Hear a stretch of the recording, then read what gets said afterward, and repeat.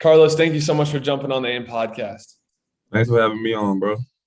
I'm excited, man. We've had some pretty dope basketball players. We had Jimmer, we had Bjorn, we have Ano, and now you. I would ask you how you rank in that line of shooters, but honestly, I think you bring a lot more to the table than just your shooting ability. Man, if we talking about shooting, I think I had to put me at the top. Then Jimmer, and then With Jimmer, bro. Anna last. Anna's definitely last. No, Anna can stroke, man. I think we'll put you up there. I like that. But you Yeah, also have the post game too. So you got the versatile game where you can kind of do everything. yeah, Anna ain't got that in his bag yet. We had to work on it. We're gonna work. I'm a coach now, so I'll work on him with that. Yeah, you're a coach now, bro. We'll get into that, but you'll be able to help him. No, I really do appreciate it, man. First off, I know we'll talk about it later in the podcast, but huge congrats on the job at NC State. I think you're going to do really well there. I'm selfishly biased, even though I'm not an NC State fan. Just you being in Raleigh is going to be really sick. So congrats on So that. appreciate it. Appreciate it. Yeah, man. I'm excited for you, man. It's gonna be cool. I know there's probably a lot going on in your world right now, making that transition and getting acclimated with the program and everything. But I'm sure it's an exciting time. Yeah. The staff cool so far. Everybody I met around the city been real nice. Been Yeah. trying out these different restaurants. Yeah, I bet. Yeah, Raleigh's booming, man. It's growing fast. And the cool thing about NC State that I've seen growing up is like no matter how good or bad their teams were doing, like the city, like Raleigh supports NC State. So you're still gonna Yeah, get crazy fan turnout, football, yeah, basketball, baseball, like everything gets love. So it's a dope yeah. environment. I'm saying that so far. I'm saying that so That's far. awesome, bro.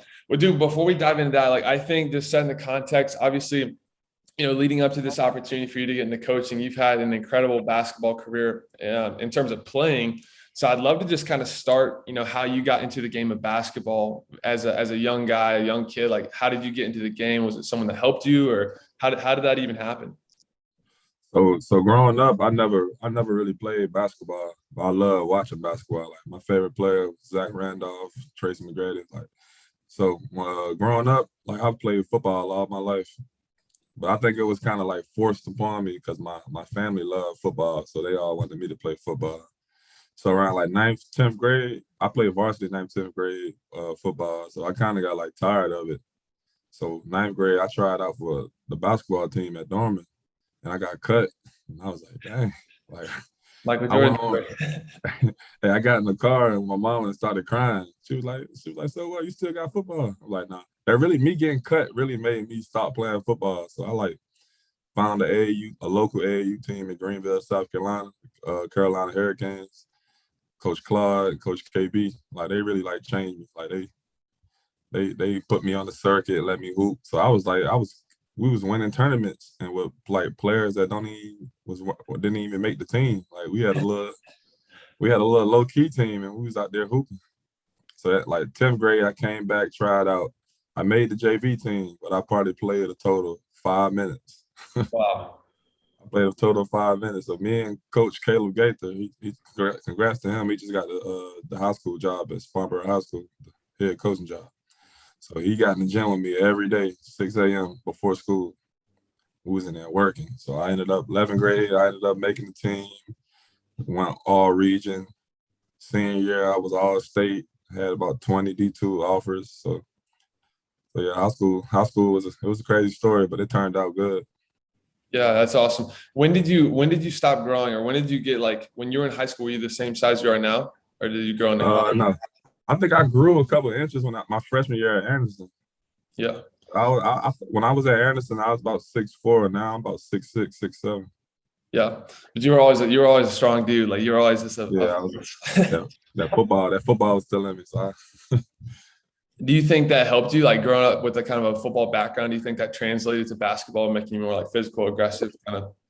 yeah, it definitely helped me just because the way I was able to move at my size. Like a lot of bigger dudes wasn't able to like move lateral with me.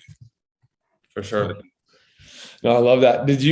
Was there a specific mentor growing up that kind of helped you? I know you mentioned a couple coaches, like some of your first coaches in basketball. Was there anyone else that was kind of in your life at the time that kind of helped you get through these seasons?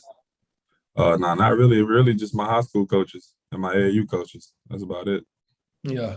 No, that's good, man. It's cool to hear, the impact, like even your first coach, like, you said you got cut from the high school team, you got on this local team, like local AAU team, like that guy that took a chance on you and believed in you and helped you. Just like, I love hearing those stories because it's like that one person can really change the trajectory of your life.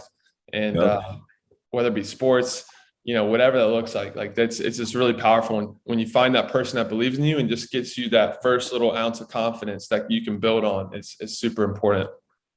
Me and him still talk almost every day too. So Yeah. He like family to me now. That's awesome, man. And you went on to play Dorman. You had a very successful high school career at Dorman. You guys won a lot of games. How was that experience? That's a powerhouse in South Carolina. That was probably one of the best experiences of my life. That's the most I've won. Like in high school, we got we won. I won some games in college, but high school it was just like dominance. Like I don't even think we lost more than 5 or 6 games. Like my junior year, like we was really good. Like we should have won, but we got caught in a bad night. Lost in the second round of the playoffs. We had a talented team. Like with younger guys, the older guys, like everybody went to play in college. We had the best high school coach in South Carolina, Coach Thomas Ryan. So yeah, it was great playing for him. Yeah, that's an awesome program down there. You guys have an incredible gym too. That gym is probably one of the best high school gyms in the country. It's better than some of the college gyms in South Carolina. Yeah, 100%. Dude, it's nice. Now that's great. Now talk about the transition you made, kind of getting into college. I know you had. What was your first route out of high school? You went JUCO, right? No, I went to Anderson University out of high school. Anderson first, then to JUCO.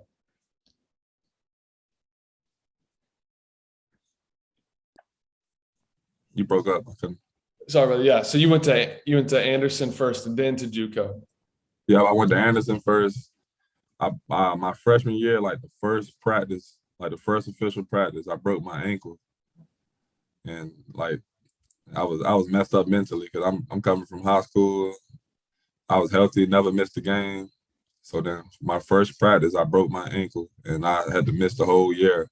But I came back by the first game of the season, but my ankle wasn't doing too well, so we had to just sit me out for the rest of the year. So then the second year I got there, I had a great all season. I lost some weight. I wasn't at the weight I should have been, but I was a lot lighter than I was the year before.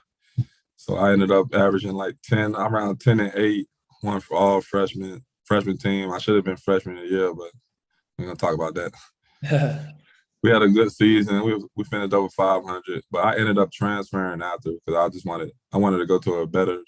No disrespect to Ernest, I wanted to go to a better Division II school. So when I had jumped into the transfer portal, well, it wasn't a portal back then. It was just you transferring. Yeah. I was getting a lot of D2 offers, but then I was getting like some JUCO offers, and I hit up my guy Kurt Wheeler. I hit him up, asked him about like the JUCO route, and he was like, "These offers you got like from this junior college, these like the Dukes and the Kentuckys of junior college." So I started like, let me hear them out. So I stopped going. I started cut off all the D2s, and was like focusing on going JUCO because I like the path they were saying I can get. Like I can get to D1. So College of Central Florida, I took a visit there. Coach Tim Ryan, like it felt like home as soon as I got on campus. Like the fans, the ground of like I ain't never seen nothing like it. Like junior college, I know some junior college like the fan bases don't be into it, but this school, like the whole city was into it. It was like a high major program in the city. Like all the restaurants you go to, like you get free food. The players get free food. I'm like, yeah, I like this. I love it. Before NIL. Yeah, before NIL, we was getting food. That's awesome. I know. I'm sure Florida wasn't a bad place to be. Oh yeah, it was coming from South Carolina. Like Florida was like that. I like Florida. Yeah, Florida's great. You can just drive an hour this way, go to a beach. Yeah, that's great. Nice. And I'm sure, as like you said, you started to have these conversations with junior colleges and the coaching system. I'm sure is a lot different than Division II, and kind of them not promising, but showing you this pathway to a Division I program was probably just like a hard thing to turn down. And it's probably what your initial dream was, right? Playing college basketball at Division I level. At the highest level. So you had a great year in junior college, and then obviously continue the story. Like you're making the transition to Western Carolina. What was that process like? Obviously, I know there were other probably schools in the mix there. What made Western the choice, and what was your experience like there? So originally, it was between Florida Atlantic and Radford. Like I was about to commit to Florida Atlantic, but the coach ended up getting let go.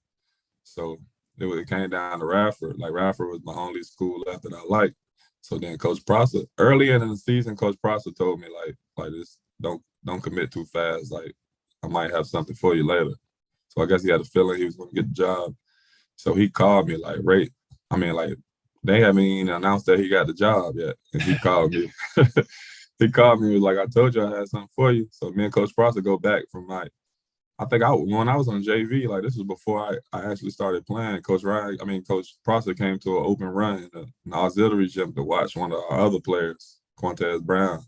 And he seen me. I guess he liked my game. So he tried to get me to get the Winthrop, but it didn't work out like that.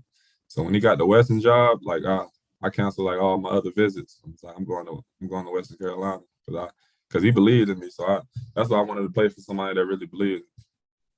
I love that. That's powerful.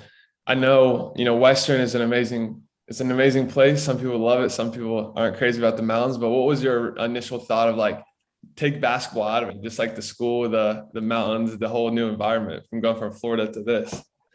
Man, I was.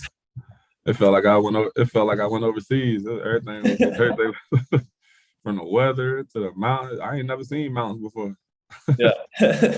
Like you really can walk out of our apartment and like you just looking down on the campus.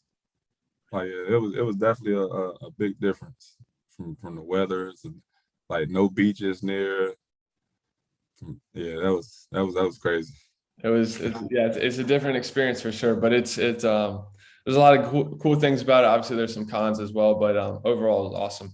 Talk about that first year playing Division I basketball. Some of the big differences between Division II and JUCO that you kind of experienced early on. Yeah. I mean, my junior year, that's probably was the hardest year of my life. Like that whole from the beginning to like coming in to training camp out of shape because it was kind of different. Like I feel like when I came into Division II and I came into junior college out of shape, but like they ain't really like stress on it. So like coming into Division I, they was like this is a different type of game. Like the speed is different. Like you got to be able to run. So I started off camp slow. I remember Coach Rack telling me like, man, we might have made a mistake taking this guy. Like, so I got better as the preseason got on. First game of the season, we got beat by like 30 at Wright State. Yep, I remember that. You got to give Coach Wilson a quick shout out. I feel like he puts you in Oh a yeah, good position. Coach Wilson changed my body. Yeah. He was body by Wilson. Bobby Wilson, great guy. That was honestly, personally, like my favorite year of college basketball was my redshirt year with Mason, and we lifted every day with Wilson. Dude, I don't know, man. It was just so much fun. That honestly got me kind of going in what I'm doing now. Like, kind of sparked my interest in like health and fitness and lifting and everything. That dude was the real deal. Yep, he was cool outside the court. Like he outside the weight room. Like, he just wanted us to get better. Absolutely. What was your? You know what? He wanted us to get better and eat PBJs. PBJs, dude. I remember. Gosh, dude, I got a video of you. Yeah, dude. Like I remember every morning we'd lift and he'd give me like a half gallon of milk with protein and peanut butter, and I have to drink it in class and then come practice. I'd feel awful, dude. I got pretty big though. You did. You got strong, man. Yeah, dude. Mason too. Mason was a tank. Well, Mason was benching the same thing I was benching. Mason was up there in the 300s. Sheesh. It was crazy. All y'all did was lift. It was fun though. It was good opportunity to grow, learn, and figure a lot of stuff out. But what was your favorite college game that you played in at Western? It's crazy because my favorite game was probably where I'm coaching at. Really? When we played at NC State, that game was, I remember it was Jimmy V night. It was sold out. Like I ain't never played in that. Like even though we lost, like the experience to say that I played in that game and went through that. Like we pulled up to the game and it's like 4,000 people standing outside and waiting in line. I'm like, what? You never seen this before. For real. So yeah, that was a fun game. I remember it's a video. It's online, and actually him, my roommate now, we working together. In the beginning of the game, we just sitting at each other, like I'm looking around, just amazed, like just smiling the whole time. Coach showed me the film my first day at work. No way. Yeah, it was great. That is really cool. And that game was at Reynolds, right? It was at Yeah, it was in Reynolds. which is a really nice spot. That's awesome. It was nice. I remember I was nervous before the game. I remember I had to I was down there talking to coach before the game, and like DJ Myers came downstairs and like ESPN looking for you, like they want to record you warming up. I'm like, man, tell them I'll be up there in a little bit. I had to get my mind right. No, I love that. Dude, that actually, I'm glad you said that. That kind of leads nicely into the next question. You are just a fun dude to be around, like super funny off the court, just, fun guy. But when you step on the court, like obviously you're very competitive. How do you make that mental switch? Like, what's the process like of getting your mind right to go into a game to compete versus just having a good time, kind of hanging out with people off the court? I mean, that was it came natural to me. I don't know why, but it just like I remember some of my coaches used to tell me like you can't before the game you need to get serious because some of the players see you joking around, they're gonna joke around too, but you can easily switch it on to be competitive when the game starts and they can't make that switch. Yeah. So I really think it just came natural. I gotta have fun before the game. I gotta be in a good mood. But if I'm not in a good mood, like I feel like my game not gonna be the same. I gotta be on the court smiling. That's just my personality. Yeah, that's interesting because I think it's so crazy. Like people are so different. Like some people need probably a little bit more time to just get serious before the game, but some people, like you said, like you can switch it on, and it's really cool because it's pretty hard for some people to do that. But I think it's just kind of who you are. I think it's just like I think you're confident in your abilities, so like that when it's time to do it, you can do it. Like you just know that. Yeah, like I know when it's go time. So as soon as that ball tip up, it's go time. Just go time. I like that. That's dope, man. You had a great, I mean, an incredible career at Western. I would argue one of the best players who ever played, at the school. We'll talk about your transition. Obviously, COVID was crazy for the game for the world, but really for the game of basketball, especially guys trying to go overseas and play and start their professional career. I know that's something you dealt with. Talk a little bit about kind of having to navigate the professional waters while dealing with a global pandemic and what some of the challenges were doing that. I mean, the main challenge was like trying to get on the team because a lot of leagues was like kind of shut down. A lot of leagues didn't want rookies because they didn't know they didn't know what was going on. Like we coming into different. They want veterans. Like, they want older guys, especially with these crazy situations that we was going through. But the whole experience though, like of pre-draft and working out with all these NBA players, like that was. I would say that's probably the best time of my life. Like after COVID happened, I took like 3 weeks off to get my body just to rest from this long season. So then I went out there with Travis Walton in California. I trained with him. He really helped my game a lot. Like he dropped me down, and not even my game, like my mental. Like he one of those trainers like that. He really care about you. Like he not just working you out when you going home. Like y'all working out, y'all might go get something to eat. Like he might call me and be like, "What you eat today?" Like, you didn't eat no bugs. Like, he really, like I had to hide stuff and travel. Like I had a fruit snack in the morning. I could drive and really get back. He one of those. I ain't never have a trainer like yell at me. Like he yelled at me like I was like one of his own kids, and I'm like, I respect that. Like, sure. That's also when you were out there. Draymond was out there too. Yeah, he trained Draymond, so I worked out with Draymond. Draymond's a fun guy to be around. He's real competitive. What was that like? Was he he talked the whole workout. that's just him. It's like friendly trash talking, but he a cool dude. I sat down with him and talked. I sat down with him after the workout and talked. We still talk daily. I hit him up and asked him for some advice. So good luck to him in the NBA Finals. Hope they bring that ring home. For sure, that's awesome. And that's something you even do. Like you do it in a really like in a clever way, but also just kind of like a tasteful, like the talking trash, just kind of like getting people going a little bit. I mean, some people like I never talked trash when I played. Like it wasn't in my game. I was just like, I need to lock in focus. But like you were able to do it in a way where it honestly probably helped you and made you kind of play better. Yeah, it made me more confident because I'm just having fun. So when he was talking, like I was kind of this is my first time being around like an NBA player. So I'm like, I'm kind of quiet, like I'm just in there working out. So the first drill we did was like a little layup drill, like drive, and we had to move baseline and coach it up and just lay it up. So I do my little move. He said, it ain't gonna work here. That shit gonna get beat up. So, so I'm just like, I was like, yes, sir, I got you. Usually, if that somebody would have said that to me in college, I would have been like, yeah, right. Yeah. That's a dude that played 10 plus, like he played a lot of years in the NBA, so you give him the yes, sir. Yes, sir. I'm like, what you eat? Like, I remember Coach Wilson used to tell me, like, you got to stop eating this, stop eating that. I want to stop. Draymond told me some stuff he didn't eat that summer. Like, I really followed his whole. Yeah, I'm cutting it off.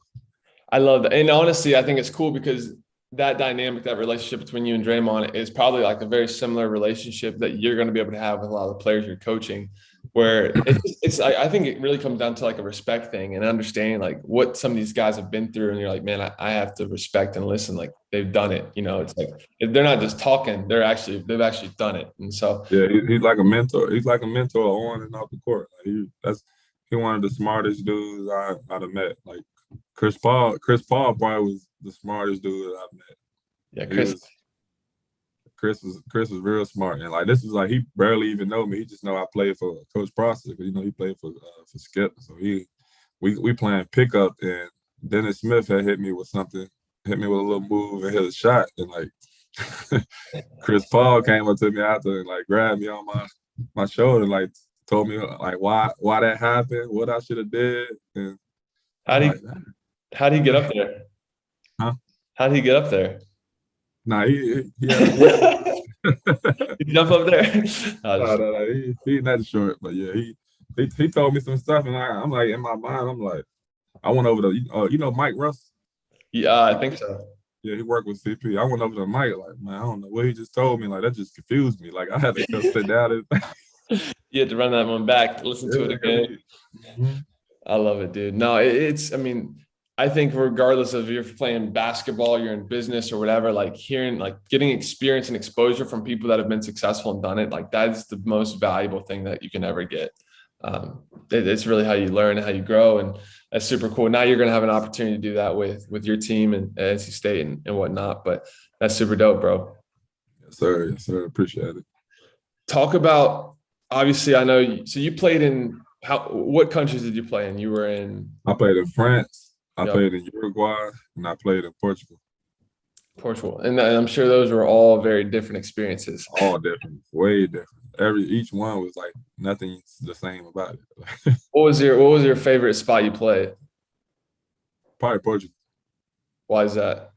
Portugal, just like the fan base, my players. Like I played with 5 Americans for Portugal, and I knew a couple of them, so it felt like I was in college again.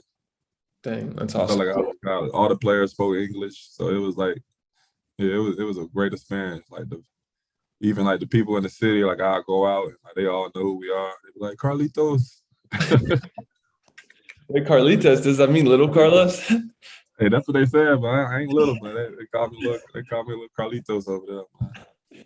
Oh, yeah, okay. I feel like I played my best in Portugal too, just because of my confidence. Yep. What about best food? Which country had the best food? Uruguay, easy. What'd that happen? Honor. Me and Ano played in the same city in Uruguay. Yeah, I remember that. Uruguay is like barbecue.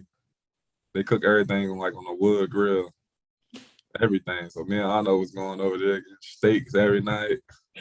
So that was the best food by far. Like anything close. Portugal was second. France was third. I didn't really get the experience. I really didn't get to experience France because that was the COVID year. Right. Everything was shut down besides like the team restaurants. But we going like croissants. Croissants was the best thing I had. I bet you eat a lot of croissants. Yeah, in France, the chocolate croissants. I ain't never had that before. That was the best thing I ever tasted. Wow, that's like I had one. I had one from Starbucks, and it wasn't the same.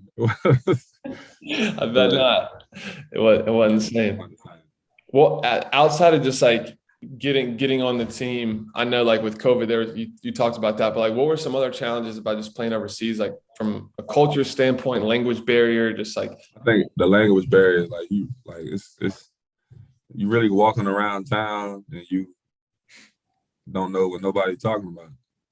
Like nobody speak.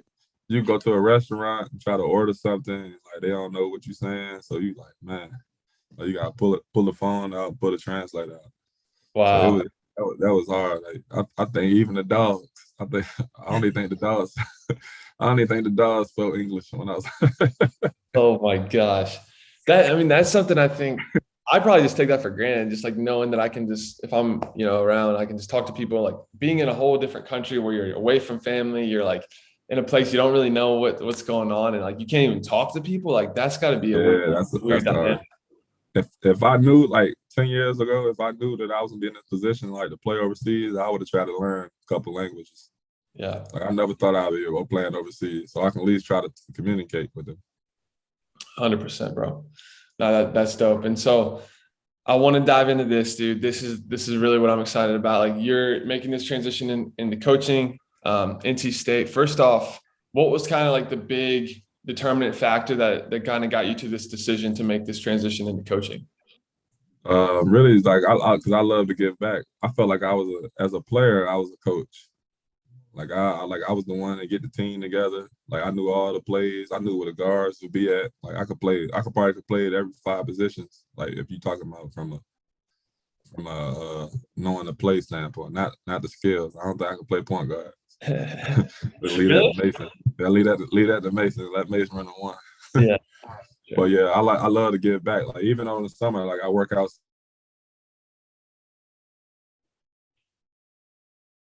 person. I like being around people. Yep, I love that. And then what was the kind of like the big factor that made you choose NC State? Like I know there was probably other opportunities on the table. Why NC State? Really, the staff at State. Like Coach Keats is a great guy. He's well connected, well respected. And I admire his coaching style. I love Coach Keats. He's a good guy. And Kareem Richardson. That's my OG right there. So Yeah. and Coach Levi Watkins. He was a big guy. He was a post player back in the day. So I love to learn from him. I love it, dude. I'm a big guy, so I love to learn from the big guys. Yeah, that's good. I know you just got to campus. Got in Raleigh a few days ago, a week ago. What has been your kind of first initial impressions of actually seeing like Coach Keats in practice versus just kind of like what you knew about him beforehand? Man, it's been pretty cool. Like sometimes I just sit back and be like, "Man, I'm really here." Like with this staff, like it's a great staff to be around. I've been kind of like working my way up, getting comfortable, talking more about a day. So yesterday I was just like, the first 2 days I'm just examining the coaching scene, see their styles and see how they coach. So it's all been like they fun guys to be around. It's kind of like how our practice used to be. Like it was competitive, but like we're gonna have some fun with it too, because it's basketball. At the end of the day, like you need to have fun with it. For sure. No, that's super cool. That's something I think super interesting, just like across the board in college basketball, how every program's a little different, and coaches obviously have different personalities. But Keats, I don't know him super personally. I've never been like in a practice, but from an outsider's perspective, it seems like he's like super high energy, very intense. Like he's Uh, gonna get you going. That's kind of the perception I see of him. yeah, that's true. You're a fun guy to be around too. Yeah, that's awesome, man. What is like what are you looking most forward to? Or what are you looking forward to most about coaching and being at NC State specifically? Really, right? Because I'm in the GA role, so I'm really just trying to learn everything. I'm trying to soak in every information I can get from the staff, like from recruiting to video to plays, X and O's. Like I'm trying to learn all of that. I feel like that's all the things I need to know to be a great coach. Because I know the communication. Like I got that down pat. Like I can connect with any person, any color. Like so, just getting all the other sides, like getting more detail in what I do. Like I feel like that's gonna make me a great coach. That's why I chose to come here so I can learn. Yeah, that's good. Are you guys done with your team? Like, is your team complete? I've got all the players and everything. Uh, I think we, I think we're adding 1 or 2 more players, and we got a couple players that's gonna get here late summer. Gotcha. What and the schedule hasn't fully come out yet, but y'all know some stuff. Yeah, some stuff, but the whole schedule hasn't came out yet. Y'all are y'all going to Cancun this year and No, the Bahamas. Bahamas? Okay, that's gonna be Yes, awesome. sir. Battle for Atlantis. That's gonna be my first time going to the Bahamas. It's gonna be a battle down there. Yes, sir. There's some good teams down there. Yeah, that's always a good tournament. That's gonna be fun. Yes, sir. What as you kind of use your skills and knowledge, to be an effective coach, how do you plan to like make an impact directly with the guys? Like, do you think that you're going to be kind of the coach that just can build relationships and just kind of relate to them just because you just got done playing and you're still kind of younger in that way? Yeah, but I think it's gonna be like all around from like me teaching them skills and like being kind of like a mentor. Because like I said, it's like having a young guy on the staff is good for the players because it's somebody they can like relate to directly. Like one of the players yesterday came up to me and was like, "Bro, I'm glad you're here. Like you somebody I can like relate to." I was like, "Yeah, that made me smile right there." Yeah, dude, that's super dope. I mean, that's where things get real because like obviously like you just said like it's just basketball, right? It's a game, but like when you can make an impact on these guys that's deeper than the game and like that translates off the court, that's when you're changing lives and like that's so cool. And that makes them more confident on the court. So they got people around them that's gonna help. Like if he have somebody make a bad play, like I can come talk to them right directly. While coaching on the floor, I can talk to them on the sideline, get his mental back right. That's huge. And having, like you said, like that relationship where if you want to talk to a player, they're going to listen to you because they trust you, that, they believe in you, they know you care about them versus just like a coach who's talking in their ear and they're like not really like in tune to what they're saying. Yep. That's super good. What is your ultimate coaching goal? Like, do you see yourself staying in this profession for a long time, or is this just something you're trying to learn and see kind of how you feel? What's your goal? I'm I'm trying to coach. I'm trying to coach for a long time. I'm just that's why I took this GA spot so I can kind of figure out like what level I'm at and all that. So long term, I want to be a coach. Yeah, I can. I feel like coaching is fun. It's hard too, but it's real fun. Like just seeing like all the older guys, how much fun they have just being around the players, like seeing coach energy when he walks in the gym and seeing the team and then working out. Like that's something I want to do when I get older. I want to walk in the gym and smile and hype my players up, put them in positions to get to the next level. That's good. I love it. I can see you being a coach, bro. I mean, you even in playing days when we were playing at Western, like you would always coach on the floor. You would always help guys like outside of the practices and just helping guys learn and figure stuff out. And even from a mental standpoint, like talking to guys, it's like talking through stuff. So you always had those qualities. I always saw them from an early age. It's cool to see you applying them, especially at this level in the ACC. I mean, that's a really big opportunity for you. Sir. Yes, sir. For sure. I love it. And I'm gonna have to come down and we'll have to get in some workouts. And what's your workout schedule looking like? I know you're busy, but are you still getting after it? Like what are you doing now? Nah, I feel like since I only been here for 2 days, but next week, like I'm already talking to the managers. Like we gotta get some staff manager pickup games going. Yeah. I gotta stay in shape. And I've been going around in the city. I went to watch a pickup run yesterday. They was like, "Why you ain't playing?" I'm gonna be out here soon. Let me get back. Gotta get back in the flow of things, man. You gotta get a little feel for the area. Yeah, a little different. Look, the guys out here they got a lot of pros out here. No doubt, dude. I love that, man. That's cool. And I'm excited for, y'all season. I think the ACC is always so competitive, but it's cool to see how NC State competes. And man, you're in the heart of basketball, dude, between Duke, Carolina, State, Wake Forest, like that area, man. It's just such a fun place to be for basketball. Yeah, I was talking to one of the players the other day trying to call it the hoop state. It is, bro. The hoop state right here, man. I'm biased, bro. I think North Carolina is one of the best basketball states in the country. Yeah, I agree. I have some great players come from out here. Yeah, I went to school in North Carolina, so I guess I can. Yeah. Yeah. Western's up there too. No, I'm just kidding. Yeah. So what? So Western's definitely up there too, right? No. Nah.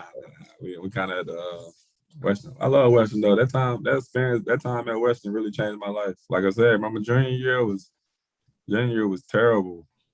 We won how many games we won? 8. Was it 8? Did we make it to 8? Yeah, I didn't know we won 8. Junior year was terrible. It felt like remember I entered the transfer portal. Yeah. After with Coach, me and Coach talking, I was like, I give it a try because I gave Coach my word. I didn't want to give up on y'all, so I came back. We had a great senior year. Yeah. No, for Senior real. year was fun. It was good. Yeah, it was a lot of learning opportunities, man. I'm very grateful for the time that didn't necessarily pan out the way I anticipated it personally, but it was I needed it to grow and become who I am today and figure out what I Hey, wanted to do. I still remember you taking the charge at Chat. That was a big charge right there. Man, you remember that? And I had to do Corner it. three. You might have Yeah, hit a corner three too. I did hit a corner three. Yeah, that was a fun game. Yeah, But that no, was it was good, man. And I think the cool thing about it is just like the relationships. Like, you and I still talk a ton, like just talking to certain guys, Mason, Cam, those guys, and just like building those relationships. Matt, Anna, we did have a good group of guys that, I hope to be friends with for the rest of my life, which is yeah, that's the part that I think back and I'm just more grateful for that than anything else. yeah. And Mason is actually a coach now. He's assistant coach. Yeah, I saw that, dude. That's big Yeah, time. You guys are gonna be yeah. I everybody. talked to Mason. It was kind of weird having the conversation because Mason called me and like was asking about for players, and I was sitting here like, nah, this crazy, man. Bought 2 All-Americans just about 3 years ago. Having Seriously. a convo, both coaches now having a convo about players. I was like, this Oh, crazy where we at. I could even see Anno getting into it a little bit in some Yeah, way. Matt actually talking about getting into it too. Everyone, the whole team's gonna be coaches, man. Yeah, we want me the whole staff at West. Hopefully one day I can get back to Western. Yeah, Man, Alex Gary talk daily too. Hopefully I can get back. That's always gonna be home. yeah, no doubt. That It's would be, cold. That's gonna be home. The love up there is when you winning. The love is good up there. but yeah, I mean, that junior or that your senior year, right? It was my junior year. We had some good momentum, man. It was the fans Man, getting into it. That they was home game inviting against us. Wofford, it was fun. They was inviting us to the house to eat dinners, and remember we was going to tailgates getting food. I'm like, oh, hey, this is way different from junior year. Junior year we had no fans. Dude, Junior year was the COVID year for us. We had yeah, no fans. seriously, bro. You start winning NC State, and you'll see all that stuff on another level. I know, right? It's about to be crazy. I'm ready to see it. No doubt, bro. Well, dude, I really appreciate you coming on the podcast. I'm excited for you, man. I will be in Raleigh soon and I'll be checking you guys out. And obviously you got all my support, bro. So go kill it and just make a big impact. Like I know you will, dude. I'm pumped for you, bro. Yes, sir. Appreciate it, bro. Thanks, brother.